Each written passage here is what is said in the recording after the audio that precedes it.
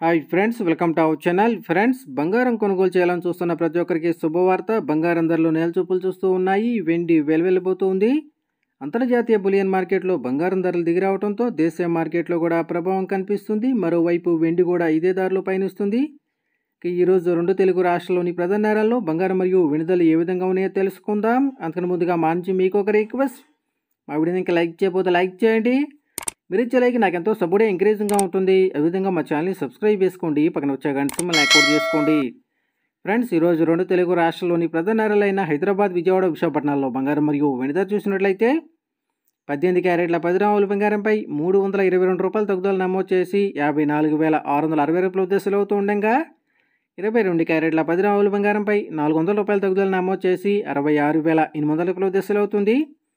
అలాగే 24 క్యారెట్ల 10 గ్రాముల బంగారంపై 440 రూపాయల తగ్గుదల నమోదు చేసి 72,870 రూపాయల దశలు అవుతూ ఉండగా, 1 కేజీ వెండిపై 2,500 రూపాయల తగ్గుదల నమోదు చేసి 89,500 రూపాయల దశలు అవుతుంది. ఫ్రెండ్స్,